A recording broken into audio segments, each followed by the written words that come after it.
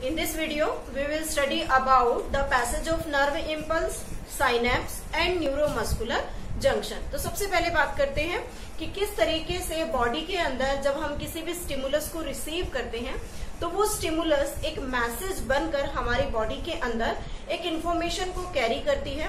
After that वो information brain analyse करता है वेदर इट इज हार्मफुल और यूजफुल और उसके अकॉर्डिंग वो अपना रेस्पॉन्स क्रिएट करेगा. तो सबसे पहले हम बात करते हैं पैसेज ऑफ नर्व इम्पल्स के बारे में. So first of all passage of nerve impulse. Nerve impulse actually जब ये नर्व इम्पल्स वर्ड माइंड में आता है तो हम कह सकते हैं it is a self propagated electrical transmission. Means है कि ये सेल्फ प्रोपेगेटेड इलेक्ट्रिकल ट्रांसमिशन है जिसमें हमारी बॉडी के थ्रू रिसीव की गई एक स्टिमुलस से एक इलेक्ट्रिक इंफॉर्मेशन बनती है और फिर वो आयंस की हेल्प से, आयन चैनल्स की हेल्प से हमारी बॉडी में ट्रेवल करता है. After that it reaches to the brain and then brain give the answer in response to that stimulus. So this is the self-propagated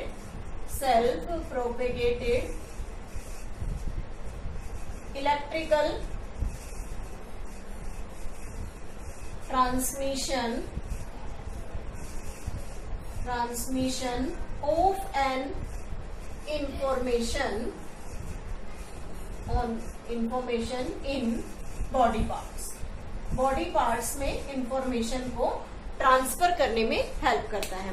फिर जब हम बात करते हैं कि इंफॉर्मेशन चलती कैसे है तो उसमें कौन से पार्ट से लेकर वो किस पार्ट तक एंटर करेगी. तो सबसे पहले हमारे पास यहाँ आता है एक्सोन टर्मिनल.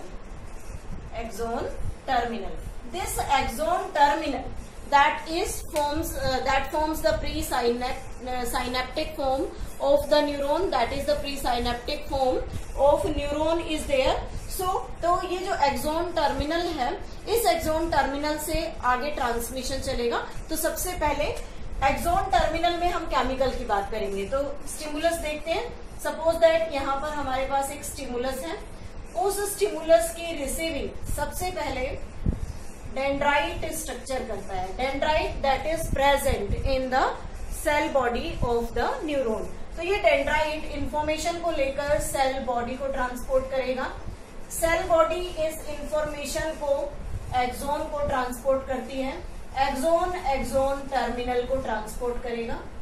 एक्सोन टर्मिनल और ये एक्सोन टर्मिनल फिर इस इम्पल्स को नेक्स्ट न्यूरॉन को पास कर देता है. पास टू नेक्स्ट न्यूरॉन. तो इस तरीके से जो इम्पल्स है उसका ट्रांसमिशन चलता है.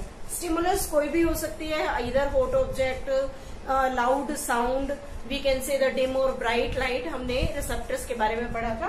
तो जो स्टिमुलस है उसको सबसे पहले डेंड्राइट ने रिसीव किया, उसने सेल बॉडी को ट्रांसफर किया. सेल बॉडी एक्सोन को, एक्सोन टर्मिनल और उसके बाद इंफॉर्मेशन नेक्स्ट न्यूरॉन पर आती है.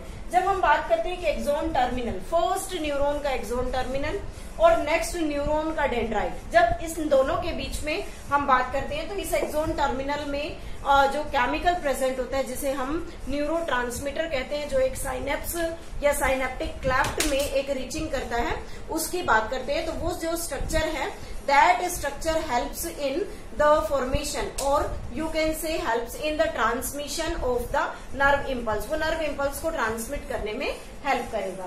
तो यहाँ हम देखते हैं कि किस तरीके से nerve impulse चलती है. बेसिकली हम बात करेंगे यहाँ एक्सोन के बारे में क्योंकि मेन काम जो है वो एक्सोन का है इम्पल्स को ट्रांसमिट करने का. तो यहाँ हम एक एक्सोन का सेगमेंट ड्रॉ कर रहे हैं.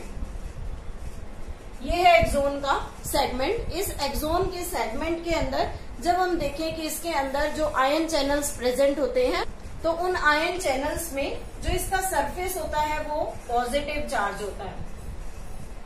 पॉजिटिव चार्ज इज देयर और यहाँ भी मतलब दोनों साइड पर पॉजिटिव चार्ज प्रेजेंट है. लेकिन जब हम बात करते हैं इसके इंटीरियर की तो इस इंटीरियर में नेगेटिव चार्ज प्रेजेंट होते हैं. अगर हम इस तरीके का न्यूरॉन देखते हैं तो उस फेज को हम क्या नाम देते हैं, रेस्ट फेज या हम कहें रेस्टिंग पोटेंशियल. रेस्ट से मतलब है कि अभी यहाँ पर कोई भी स्टिमुलस अप्लाई नहीं हुई है.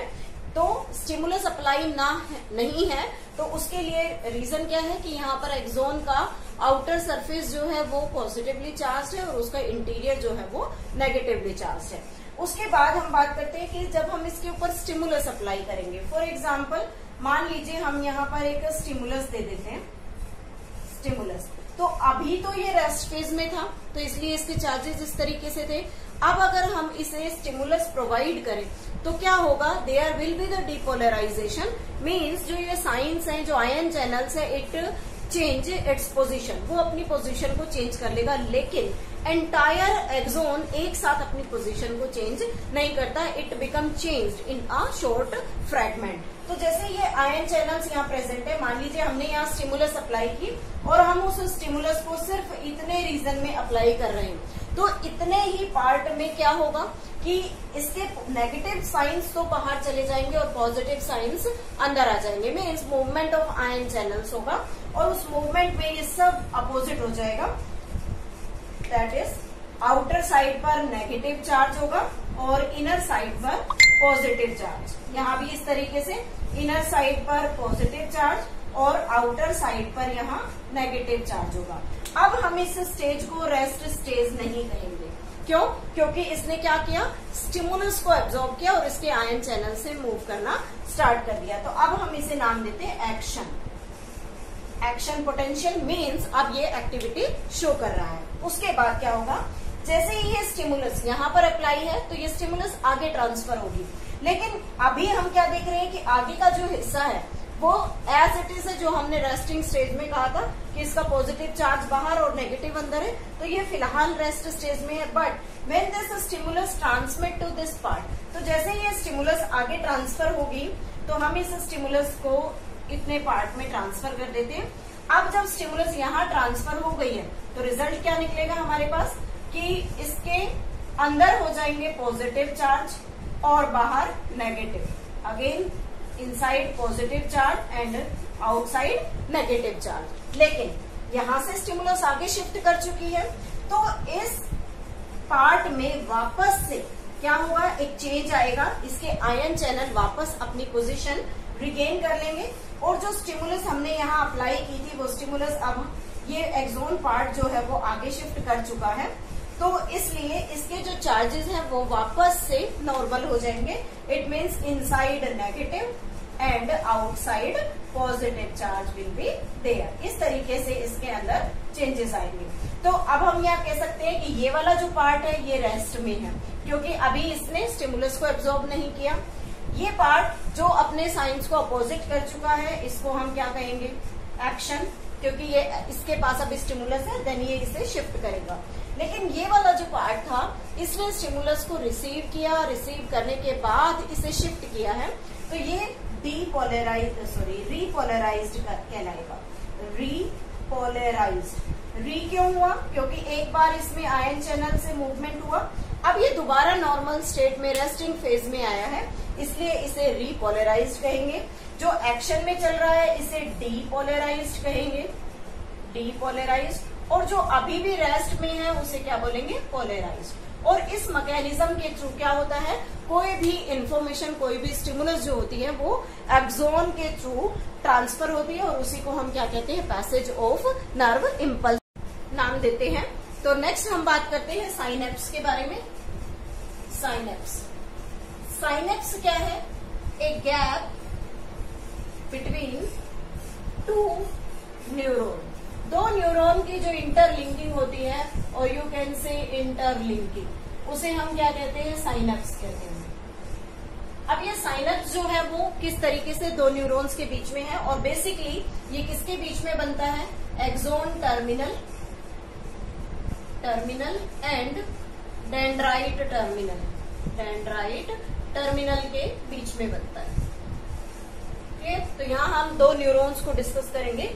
सबसे पहले हम यहाँ एक डायग्राम ड्रॉ कर लेते हैं, जिसके अंदर ये हम यहाँ पर बना रहे हैं, this is the axon terminal, और इसी के साथ यहाँ पर हम ड्रॉ कर रहे हैं, this is the dendrite terminal. तो यहाँ हमने दो स्ट्रक्चर्स लिए हैं। ये जो पार्ट है, दिस वन, इस पार्ट को हम प्री साइनेप्टिक न्यूरॉन कहेंगे, प्री साइनेप्टिक न्यूरॉन मीन्स ऐसा न्यूरॉन जो स्टिमुलस को अगले न्यूरॉन को ट्रांसफर करेगा। तो ये पहले इसको ट्रांसफर करेगा और ये रिसीव करेगा, तो इसलिए इस पार्ट को क्या कहेंगे, post synaptic neuron. Clear? This part ये क्या है, एक्सोन है, और इसको हम क्या कहते हैं, एक्सोन टर्मिनल। और ये क्या है यहाँ पर, डेंड्राइट टर्मिनल। इस डेंड्राइट टर्मिनल में स्पेसिफिक टाइप के रिसेप्टर्स प्रेजेंट होते हैं। It consist of the specific type of receptors. Here these are the receptors, and in this axon terminal there is present small vesicle. These are the small vesicles. ये small vesicles यहाँ पर present हैं, and these small vesicles are filled with a chemical which is named as neurotransmitter. There is present neurotransmitter, and the example of the neurotransmitter is acetylcholine. Acetylcholine is the neurotransmitter. और ये जो round structure यहाँ हमने draw किया है, इसे हम कहेंगे साइनेप्टिक वेजिकल।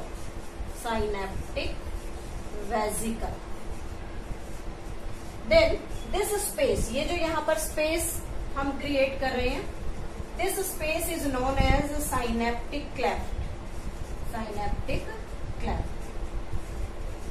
इस तरीके का स्ट्रक्चर होता है। बेसिकली यहाँ पर वर्किंग कैसे होती है, देखिए सबसे पहले स्टिमुलस यहाँ से आ रही है, दिस इज द स्टिमुलस, और जब स्टिमुलस मूव करती है, जो कि अभी हमने पढ़ा था पैसेज ऑफ नर्व इम्पल्स में, तो जब स्टिमुलस एक्सोन में ट्रेवल करती है, तो एक्सोन में ट्रेवल करने के बाद जैसे ही वो एक्सोन टर्मिनल में पहुंचती है, तो वहां जाकर क्या करती है, इन साइनेप्टिक वेसिकल को स्ट्राइक करती है, और स्ट्राइक करने से इनका मूवमेंट स्टार्ट हो जाता है। और इनका जो मूवमेंट है, उसके मूवमेंट से क्या होता है, सम ऑफ देम गेट फ्यूज्ड। कुछ इनमें से क्या होती है कि इस जो एक्सोन टर्मिनल की जो मेम्ब्रेन है, इस मेम्ब्रेन के साथ आकर यहाँ पर फ्यूज कर जाती है और फट जाती है, बस्ट हो जाती है। तो इनके अंदर प्रेजेंट जो केमिकल था, दैट इज द न्यूरोट्रांसमीटर, वो न्यूरोट्रांसमीटर जो है वो यहाँ से रिलीज होगा, और रिलीज होने के बाद इस पूरे स्पेस में, जिसे हम क्या कह रहे हैं, साइनेप्टिक क्लेफ्ट, इस साइनेप्टिक क्लेफ्ट में यहाँ पर फिल हो जाता है। और जैसे ही साइनेप्टिक क्लेफ्ट में ये न्यूरोट्रांसमीटर फिल हुआ, तो जो पोस्ट साइनेप्टिक न्यूरॉन का जो डेंड्राइट था, उसके रिसेप्टर सेल्स इस साइनेप्टिक क्लेफ्ट में प्रेजेंट न्यूरोट्रांसमीटर के कांटेक्ट में आते हैं। तो जो स्टिमुलस ऊपर से आ रही थी, वो स्टिमुलस इस तरीके से वेसिकल में गई। After that it reaches to the synaptic cleft and this information is carried by these receptor cells, और रिसेप्टर से एंट्री करके वो कहाँ आ गई, डेंड्राइट में। This dendrite will pass the information to the cyton. Again through this process the passage of nerve impulse takes place, but we are taking here the synapse. Synapse is the interlinking of the two neuron, जिसमें क्या हो रहा है कि एक neuron अपने अंदर present जो इंफॉर्मेशन है, उस इंफॉर्मेशन को, इम्पल्स को किस तरीके से दूसरे न्यूरॉन के पास ट्रांसफर करेगा। तो इस तरीके का जो एक मैकेनिज्म क्रिएट होता है, that mechanism is known as synapse, through which we can receive the stimulus from one neuron to the another neuron. Next is the neuromuscular junction. Neuromuscular junction, neuromuscular junction is the linking, or you can say the combination of again two things. There is the nerve and this is the muscle. और जब हम यहाँ muscle की बात करते हैं, तो muscle हमारी क्या कहलाती है, इफेक्टर सेल, जो क्या करेगी, जो भी स्टिमुलस अप्लाई हुई है, उस स्टिमुलस के अपोजिशन में एक रिस्पॉन्स क्रिएट करेगी। So it is the opposition of end plate of motor neuron motor neuron and muscle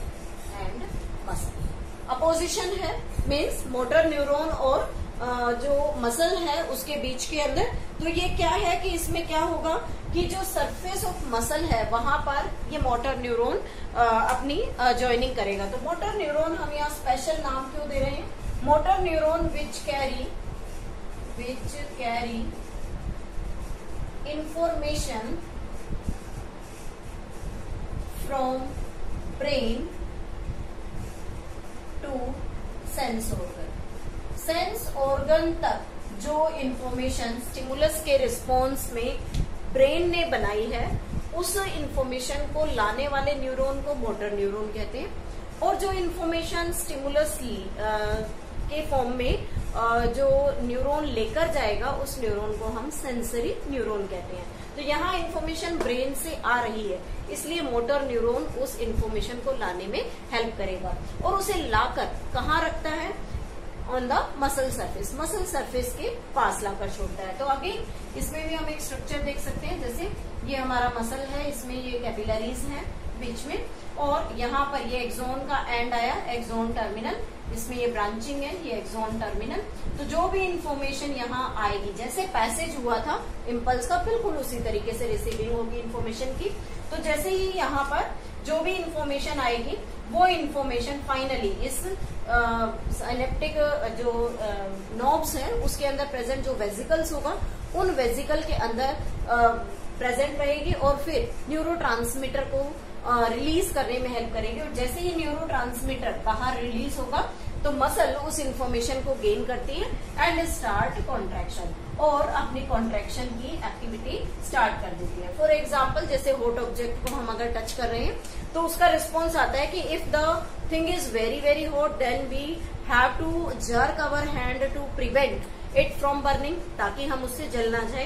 तो उससे बचने के लिए जो इन्फॉर्मेशन है, ब्रेन ने उसे एनालाइज करके मतलब मैसेज सेंड किया है, the thing is very very hot और you can say too hot, तो उससे हमें प्रोटेक्शन लेनी है।